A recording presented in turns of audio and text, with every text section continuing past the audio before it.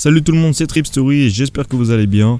Aujourd'hui je vais vous narrer un bad trip très intense sous ce mythique breuvage qu'est l'ayahuasca. Il y a beaucoup à retenir sur ce trip, donc rendez-vous en fin de vidéo pour le débrief. Pardonnez l'absence de support vidéo habituel, je suis actuellement en train de travailler pour rendre le visuel de meilleure qualité et le rendre réellement utile à la narration. Ce sera le cas pour plusieurs vidéos, j'espère que cela ne vous dérangera pas trop. En attendant, mettez-vous à l'aise, accrochez-vous bien et on est parti dans son univers. C'était il y a 2 jours et c'était mon expérience psychédélique la plus forte. Avant cela, j'ai eu une certaine expérience avec d'autres substances. Je bois et je fume un peu et j'ai aussi déjà essayé le DXM, les champignons magiques, le LSD, le LSA et l'azote. Ces expériences ont été assez fortes, mais à chaque fois, j'ai eu l'impression que j'aurais pu en prendre plus. J'ai 20 ans et l'expérience s'est déroulée dans la maison de mes parents. J'avais la maison pour moi pendant une journée, alors j'ai décidé de me préparer de l'ayahuasca. J'avais déjà tenté l'expérience il y a peu, l'expérience était cool mais pas très forte. Cette fois c'était différent. Les effets sont apparus très rapidement, en 15 minutes environ, et quelques minutes après j'ai vomi. Je m'attendais à une expérience similaire à la dernière fois, ou peut-être un peu plus forte comme j'ai vomi assez tôt. J'avais installé un ordinateur portable, des bonbons pour masquer le goût, un seau pour la purge et des écouteurs pour la musique.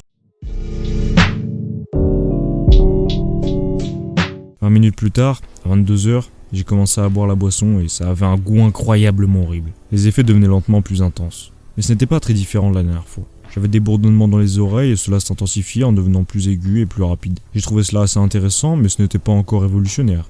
À 22h30, 30 minutes après avoir commencé à boire le breuvage, les effets ont commencé à s'intensifier rapidement. J'ai décidé d'aller vomir pour éviter de devoir le faire quand je serai sur une autre planète. Les effets augmentaient encore de plus en plus rapidement. À ce stade, je commence à m'inquiéter car je me rends compte que ce voyage va être beaucoup plus fort que le précédent. Je m'assois et essaie de me calmer en regardant des vidéos YouTube. Mais les effets deviennent de plus en plus forts. J'entends la musique déformée et qui change de tonalité. J'essaie de me calmer, mais je m'inquiète de plus en plus car les effets sont déjà largement plus forts que la dernière fois et continuent de s'intensifier. Je m'allonge et ferme les yeux pour essayer de me calmer. En fermant les yeux, je commence à avoir des visuels très forts. Il y avait des motifs répétitifs verts et violets que je n'arrive pas à bien décrire. Il y avait des particules vertes flottantes autour et des motifs répétitifs violets qui eux n'étaient pas géométriques, mais ressemblaient plutôt à des bouches avec leurs lèvres rapprochées comme s'ils étaient sur le point de s'embrasser. Je commence à perdre ma connexion avec la réalité et l'environnement.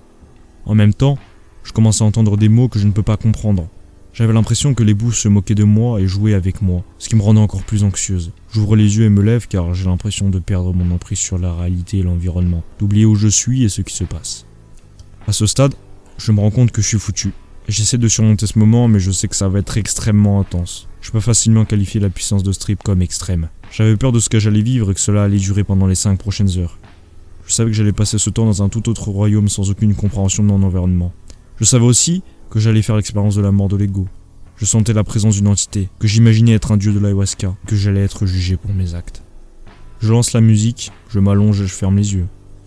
Je suis immédiatement téléporté dans un autre monde, où je vis l'expérience la plus intéressante et la plus belle du voyage. Tout semblait très jaune et doré, tout était fait de petites particules dorées. J'étais allongé dans l'herbe à côté d'un petit ruisseau avec de l'eau transparente. À côté de moi, il y avait une jeune femme assise me regardant avec une expression calme. Elle avait aussi des vêtements dorés et des cheveux dorés assez longs. Je levai les yeux et j'ai vu que le ciel était complètement noir, et que tout l'endroit où j'étais était à l'intérieur d'une bulle. L'endroit était circulaire et mesurait peut-être 200 mètres de large. C'était comme un jardin doré à l'intérieur d'une bulle dans un espace de vide complet. Je ne me souviens pas si quelque chose s'est passé après cela, mais j'ai commencé à avoir peur de la vitesse à laquelle je perdais contact avec la réalité, et j'ai senti la mort de l'ego venir. J'avais gardé les yeux fermés pendant environ 30 secondes, et j'avais déjà presque perdu tout contact avec la réalité. Après cela, je me lève et commence à paniquer et me demande si je dois appeler de l'aide. Il n'était que 22h45 environ, donc seulement 45 minutes s'étaient écoulées. Je commence à m'inquiéter de ce qui va se passer car j'ai peur d'éventuels dommages psychologiques. J'avais vu des vidéos sur des expériences terrifiantes à l'ayahuasca et c'est comme si j'étais en train de les vivre. Je sens l'ayahuasca devenir encore plus fort. Je ne sais même pas comment cela a été possible. J'oublie constamment tout alors que la mort de l'ego se rapproche. Je réalise à quel point ma situation est foutue et j'oublie à nouveau. Je le revis tout le temps en boucle et à chaque fois j'ai l'impression que ma situation est encore pire. J'ai aussi essayé de regarder une vidéo de psyché de substance pour me calmer, mais je ne comprenais rien. À ce moment-là, j'ai décidé que tout cela devait s'arrêter. Je me souviens que j'avais un benzo. J'avais lu auparavant qu'il ne fallait pas prendre de benzo avec de l'ayahuasca, mais à ce moment-là, je n'étais pas rationnel et je voulais seulement que ça se termine. J'attends que le benzo fasse effet, mais le temps passe incroyablement lentement. 1 minute semble en être 5. Je me sens extrêmement mal et je me demande comment cela a pu arriver. Environ 10 minutes s'écoulent et l'ayahuasca ne cesse de se renforcer. J'avais aussi un antipsychotique. J'avais lu qu'il ne fallait pas non plus prendre d'antipsychotique avec l'ayahuasca. Mais je n'en avais encore une fois rien à faire. Je voulais simplement que cela s'arrête au plus vite. J'avais envoyé un message sur un groupe d'amis pour prévenir que j'allais reprendre de l'ayahuasca.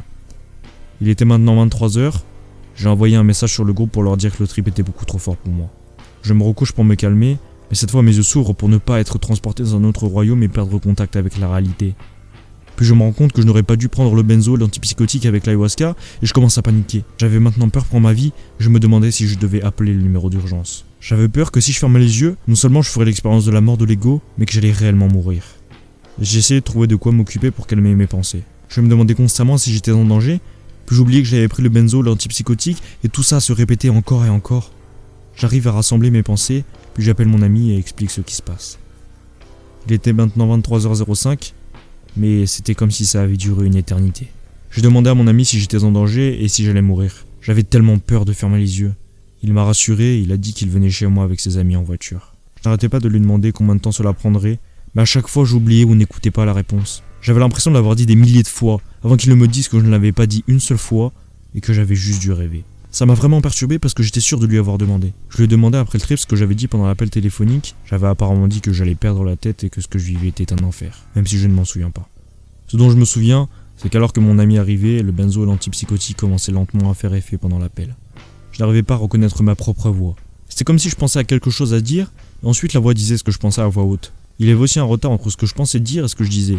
J'avais juste l'impression d'être ma conscience. C'était comme si ma conscience était téléchargée sur une sorte de matrice sans mon corps. Mon ami m'a rappelé que cela faisait partie de la mort de l'ego. C'était l'expérience se rapprochant le plus de la mort de l'ego que j'ai vécue, car le benzo et l'antipsychotique arrêterait le voyage. Vers 23h30 arrive mon ami. À ce moment-là, je descends déjà à cause du benzo et de l'antipsychotique. Je suis encore en trip, mais c'est beaucoup moins intense. Je pensais à ce qui venait de m'arriver et j'ai réussi à bien vivre l'après-trip en me réconciliant avec ce qui s'était passé.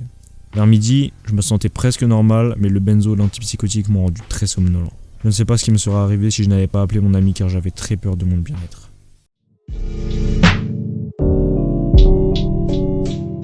Dites-moi en commentaire ce que vous avez pensé du trip et de la vidéo. De mon côté, je le trouve très intéressant parce que je pense qu'on peut en tirer beaucoup de leçons et ça me semblait vraiment important de raconter un bad trip pour montrer que ça peut arriver. C'est loin d'être plaisant et ça peut causer des dégâts non négligeables.